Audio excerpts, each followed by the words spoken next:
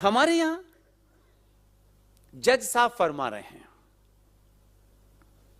जिन्होंने लॉ की पढ़ाई की है, ये सवाल पूछने से डरते क्यों? यार जज साहब खा थोड़ी जाएंगे, मेरे टैक्स से तनख्वाह मिलती है जज साहब आपको, आप भगवान नहीं है इस देश में।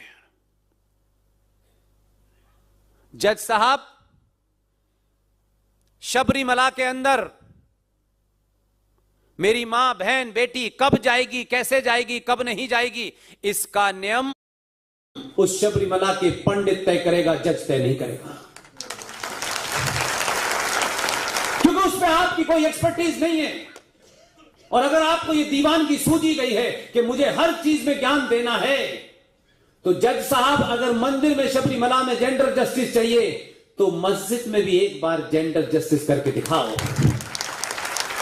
लेकिन जज साहब ये जानते हैं कि अगर उस पे उन्होंने कुछ कहा तो सड़क पे इनजस्टिस हो जाएगा उनके साथ। इसे कहते हैं डर।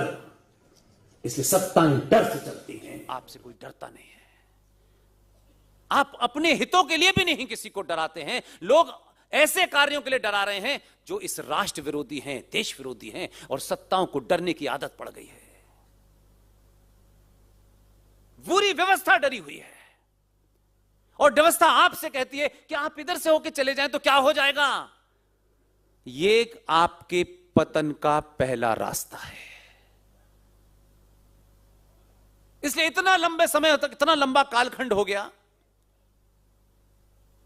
15 अगस्त आजादी, गुब्बारे उड़ रहे हैं। ये नहीं आए थे 14 वाले, जब तक, तब तक फूल वाले चचा रोज गुब्बारे उड़ा रहे, कबूतर उड़ा रहे हैं। एक परंपरा हो गई, कबूतर को उड़ाओ, पहले उसे पकड़ो फिर उड़ाओ। अरे वो उड़ रहा था, उड़ क्यों पकड़ा, क्यों उसको क्यों पकड़ा भाई? लेकिन विशेष हाथों से उड़ाने से कोई खास बात है, विशेष हाथ थे वो उनके। तो ये परंपरा चल रही है। लेकिन जो समाज अपने इतिहास से, हम आज भी देखिए, वही मैं कह रहा हूं, ये सेलेक्टिविटी सिर्फ सनातन के अंदर है। हम में से जितने लोग अंदर बैठे हैं, बाहर बैठे हैं, हमने रावण को देखा था क्या? रावण को तो नहीं देखा ना हमने। हमारी दादी, परदादी, परदादी, परदादी एक किस्सा सुनते हुए आ रहे हैं कि रावण ने उस समय की परिस्थिति काल, जो उस समय के हालात थे, जो उसके समय की सामाजिक व्यवस्था थी, और उच्च कोटि का ज्ञानी आदमी था, और जाति से उसे बताया जाता है कि वो ब्राह्मण था।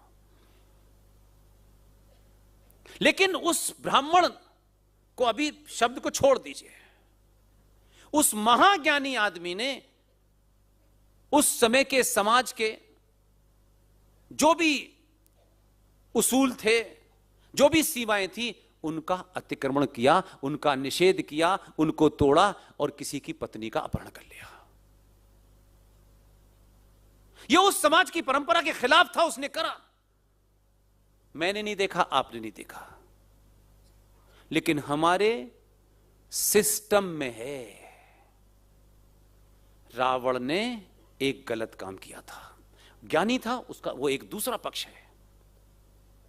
लेकिन हम आज भी उस रावण के उस कृत्य के कारण, उस एक्ट के कारण, आज भी चौराहे पे रावण को जलाते हैं। आज भी हम ऐसा करते हैं। कॉन्शियस माइंड में है वो गलत किया था। और किसी बच्चे का नाम रावण नहीं है, नहीं रखते हैं। महाज्ञानी है, ये उसका एक पक्ष है, उस पर कोई राय नहीं है।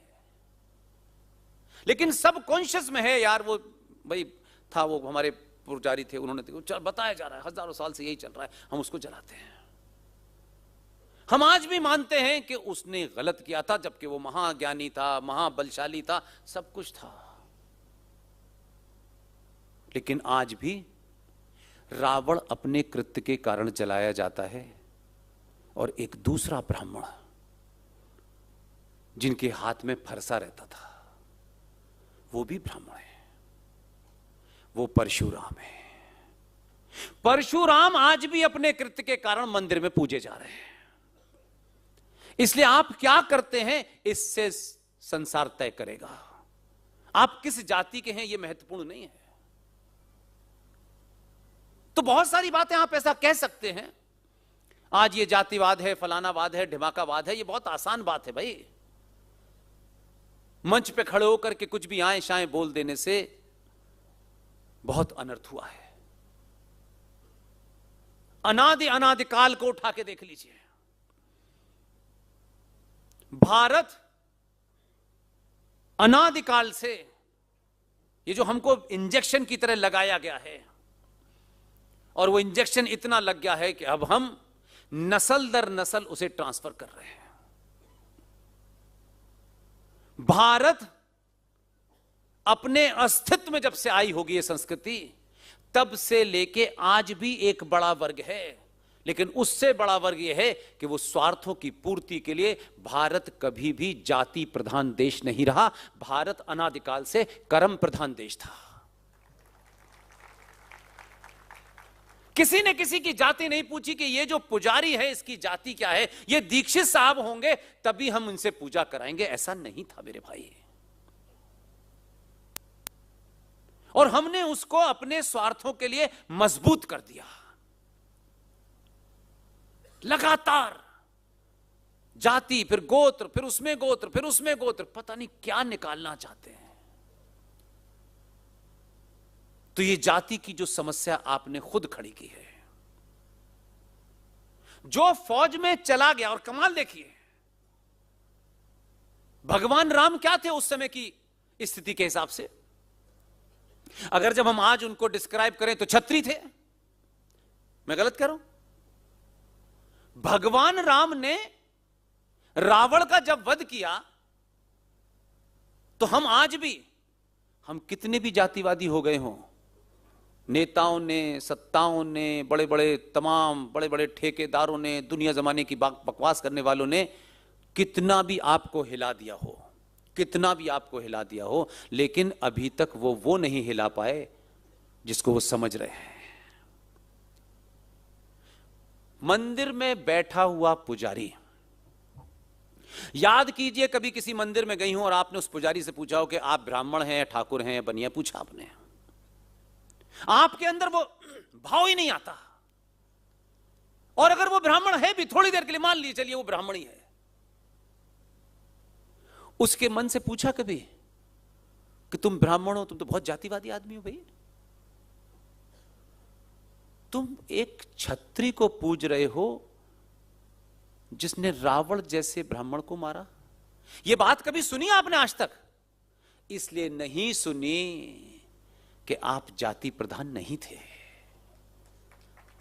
इसलिए कभी उस ब्राह्मण ने जो राम की पूजा करा रहा है, उसने ये तो कहा कि राम ने रावण का वध किया था, उसने आज तक ये नहीं किया कि राम ने एक ब्राह्मण का वध किया था।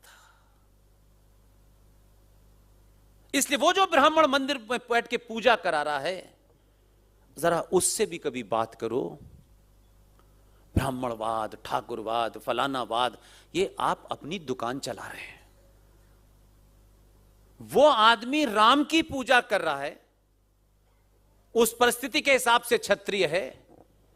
और पूरे विश्व में, हमारे भारत में जितने भी सरनेम ब्राह्मणों के हैं, जितने भी सरनेम हैं, उस पंडित जी से आपने पूछा कभी?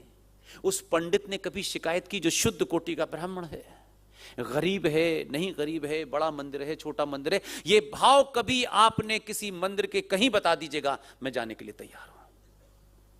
उस पंडित ने कभी ये कहा मैं 24 कोटि का ब्राह्मण हूं, लेकिन उसके अंदर ये भाव क्यों नहीं आया? मिश्रा जी, शर्मा जी, दीक्षित जी, उन्हीं की लिखी रामायण पढ़ाऊंगा। वो ब्राह्मण पंडित वाल्मीकि की लिखी रामायण पढ़ा रहा है। ये क्यों नहीं भाव उसके अंदर आया? क्योंकि उसके संस्कारों में नहीं है। ठीक है, सड़क पे आकर के कुछ लोग ये जातिवाद करें, इसलिए ये आपकी पहचान हो सकती है।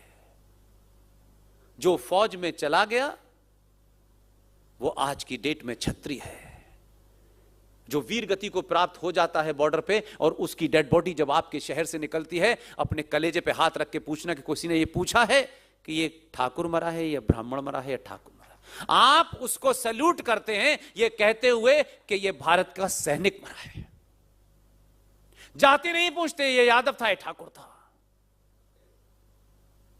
लेकिन कुछ लोगों की दुकानें इस संविधान ने, जिसको बड़ी बड़ी अच्छी अच्छी बातें की जाती हैं, ये संविधान बताता है आपकी जाति क्या है, मंदिर आपकी जाति नहीं पूछता।